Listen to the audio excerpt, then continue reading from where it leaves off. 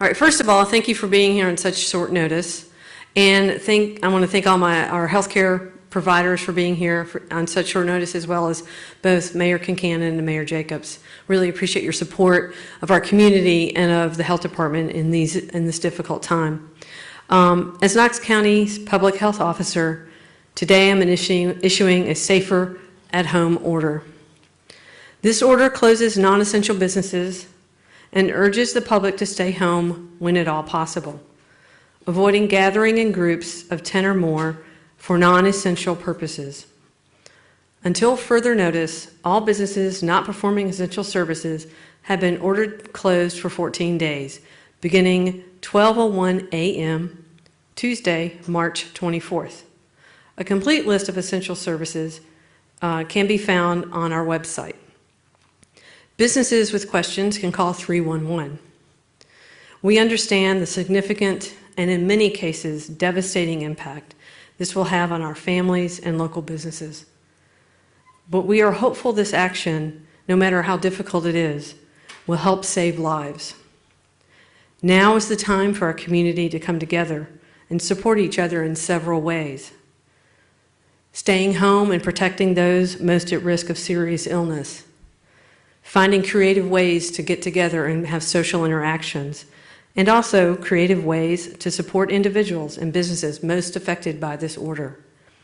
Consider ordering gift certificates to be used later, or donating to a local nonprofit like the United Way's Knox County COVID-19 Response Fund. Health department staff and other medical personnel are committed to protecting the health of this community. We encourage you to continue to exercise patience with them as they work to sift through information and instructions.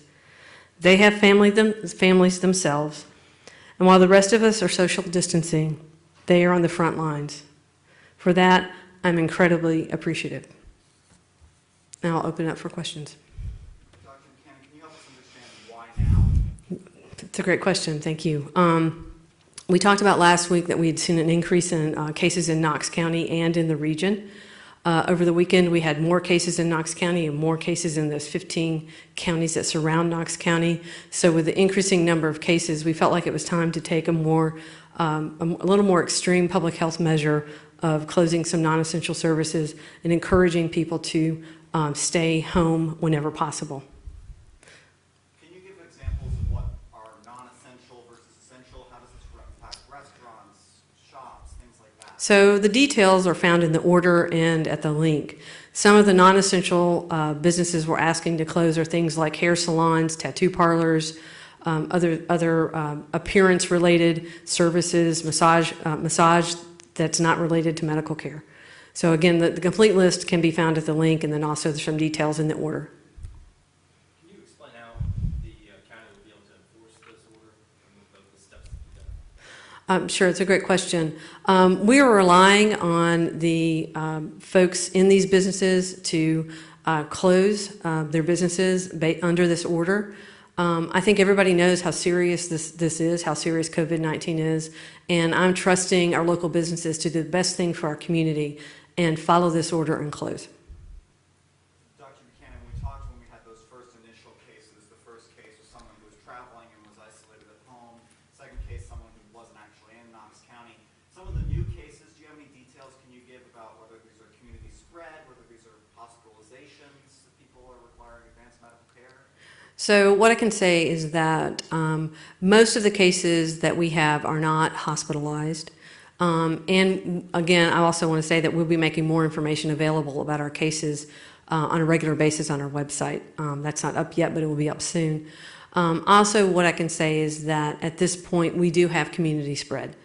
In Knox County, not everybody has a travel history, not everybody has a connection to another COVID-19 case.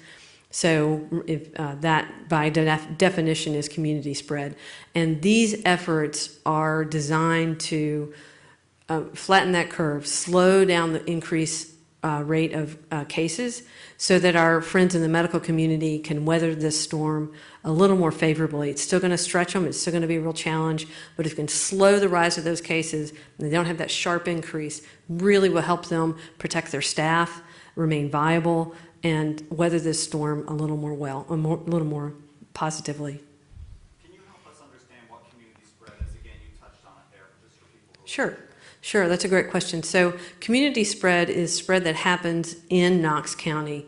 So somebody who hasn't traveled to a place where there's ongoing transmission, somebody who hasn't been a close contact to a confirmed positive COVID-19 case and gets COVID-19, that person is considered to have caught it here in the community from some other source. They obviously had an exposure, they just didn't know they had an exposure. So it's what we have with flu every year. We have community spread of flu every year. COVID-19 is moving into that, just with a little, again, we've talked about the fact that we don't have immunity to this disease. It's the first time humans are seeing this particular virus. And so that makes us all more likely to get sick if we get exposed. This may be a question for some of the folks on the stage as well, but obviously Knoxville does have community spread.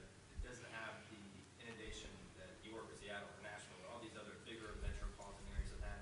Can you discuss, and maybe they can discuss in detail, what some of the things they're doing to proactively prepare staff and medical providers and people who are going to be in the trenches, if they're not now, which they are, but they'll even more so in the next week or 2 weeks? They don't, somebody can step over to the mic and speak to that if they'd like. Thanks, Martha. I'm Dr. Mark Brown, Chief Medical Officer at Covenant Health.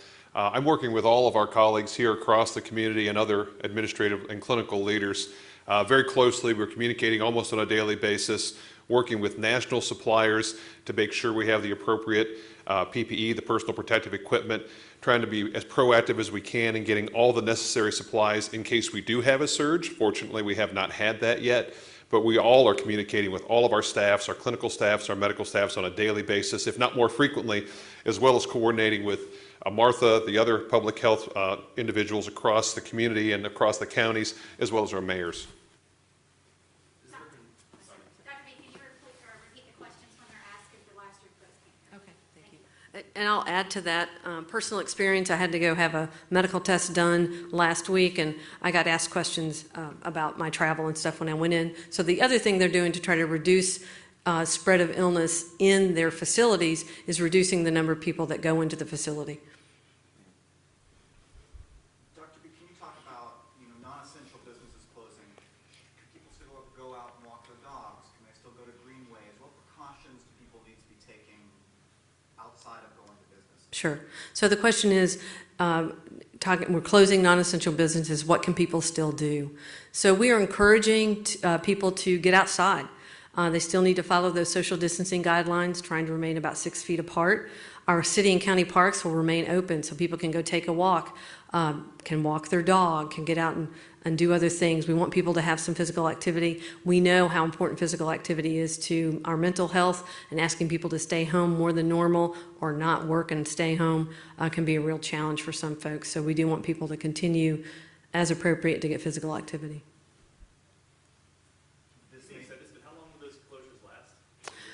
So the question is, how long will those closures last? This order is in place for 14 days, beginning midnight or 12:01 March 24th. So in 14 days, depending on the situation, the order will be lifted, or we would have to renew an order if that's indicated. This may be a question for some of our hospital leaders, but we've seen shortages of PPE especially. Are you guys experiencing having not enough masks or supplies for tests and things like that? And how are you addressing those? So Keith Gray, Chief Medical Officer, UT Medical Center. We are trying to be good stewards of the resources that we do have, specifically PPE. We currently don't have shortages, but in anticipation of escalation or increased burden of disease on the community, we are putting policies and procedures in place to plan for, to upscale the amount of PPE that we do have. Part of that is preserving what we do have. So if you recall, I think it's been 72 hours ago now, we've stopped all non-essential procedures in the county. That was a collective decision by all of the health systems here, and what that does is preserve PPE. We're co-locating those patients that may or may not be at risk of COVID-19. That preserves PPE, so we're more on the preservation side at this point. Our supply chains, as you know, are at risk because a lot of those materials come from outside this country. And so we're just keeping a daily monitor of when that supply may come in, what is coming in, and also keeping an eye on stockpiles that may be available to our health systems. So if I could summarize here, it sounds like at this point you're not encountering that problem, but you're preparing to make sure that you don't. Right. We want to be, yes, that's to answer your question, yes. And we want to be on the front side of that. I think when we recognize that we are short, it's too late. And so we're preparing as if we're going to see an escalation of the burden of disease in our community. When we talk about this kind of escalation, it also impacts ICU beds and ventilators. Do you believe we have enough of those? What efforts are being taken to convert? Well, it's hard to know what enough is, but we do have a running tally, a daily tally of how many acute care beds, how many critical care beds, and how many ventilators are available. And again, by not doing non-essential procedures, by not doing non-essential visits and diagnostic tests, we create capacity within our system to be able to handle an escalation of the burden of disease in this community if needed. Are you also looking at increasing capacity outside the current physical plants of the hospitals? You want to speak to that? Just, yeah. Sure. So the question was, are we looking at increasing capacity outside the physical plants of our hospitals? Our current surge plan in our community does not include off-site facilities, alternative sites for care. All of our hospitals have collectively decided to cancel elective surgeries. That helps them free up space and supplies to be able to care for folks who need to be cared for. Certainly, if that were to happen, we would do that together, but our current plan does not include alternative sites of care. One of the challenges with those sites of care is staffing. Hospitals need to continue to be staffed, and we believe the best care can be delivered by our hospitals with their staff. So we're hoping that the measures we're taking today will reduce the chance that we would need an alternative care site. It's nice that the county is being progressive and getting out ahead of this to the best of their ability. Does it matter if neighboring counties aren't as progressive? Does that negatively impact the gains that we would be making locally if people in Blount County, not to pick on Blount County, but Blount County, Anderson County, or any of these counties that also have people who are infected, aren't taking those same measures? So the question is, first a statement, it's great that Knox County is taking the step. Second was, does it matter that the other counties around us are not taking similar steps? And I think as long as everybody follows the social distancing guidelines, and with the closure of some of our businesses and change how our restaurants are doing business, folks who come here from other counties are going to get their food to go and take it home. And they're not going to be able to do the shopping that they might have done otherwise. So that reduces the risk to the people who live and work in Knox County. Is there anything else you can tell us about the new cases in Knox County? At this time, I really don't have any more information regarding those cases. My staff is still actively investigating or looking into those cases. So just so I understand, are you still at the point where you're trying to trace back where people may have gotten the cases from and doing that kind of epidemiological work?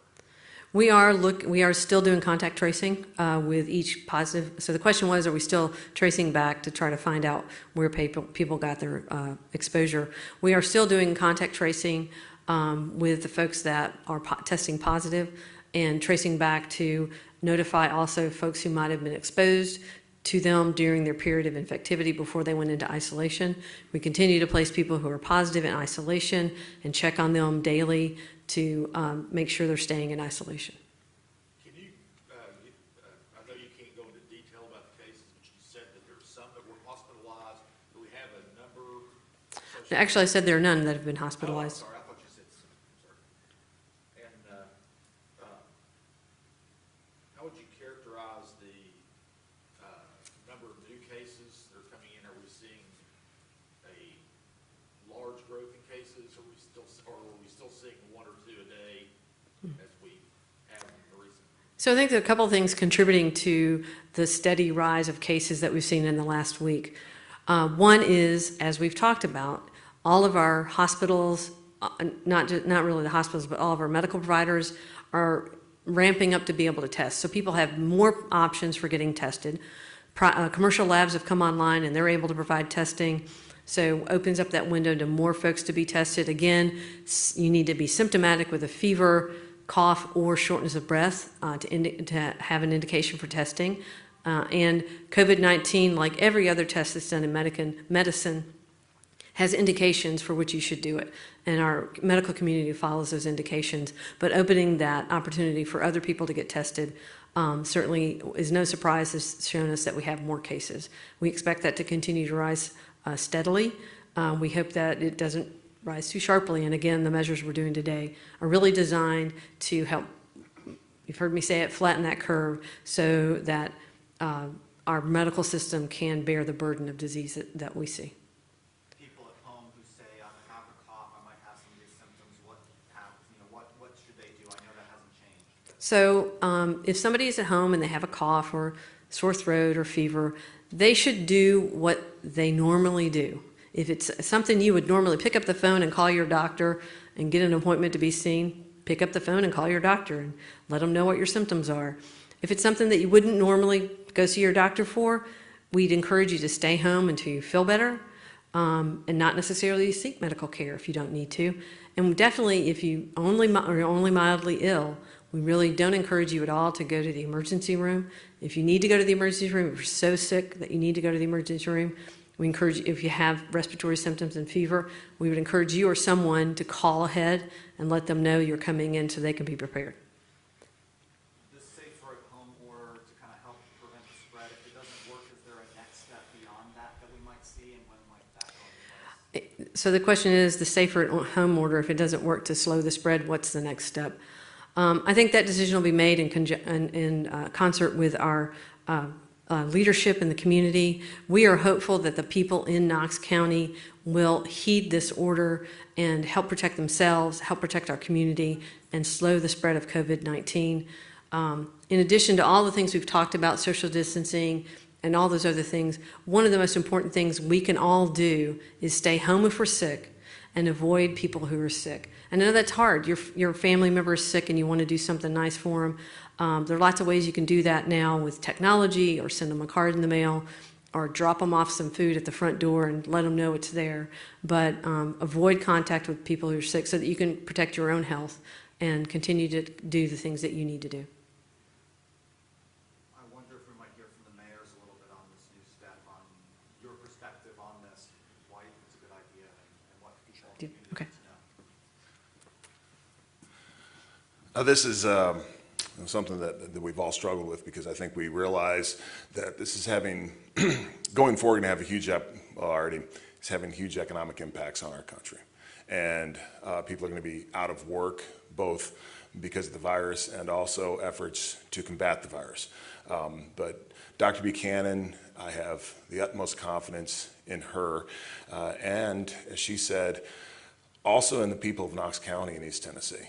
Because in the end, that's who's going to make the decisions about their personal behavior. So like Dr. Buchanan says, I encourage people to follow these guidelines because they're the ones who control really what happens next as far as the spread of this illness. And it's something that we all do need to take very seriously. So, and then this is the start really of a long process, because we'll at some point we'll beat COVID-19, and then we're going to have to deal with the economic impact of that. So as a community, we all need to be stronger and more together than we have ever been.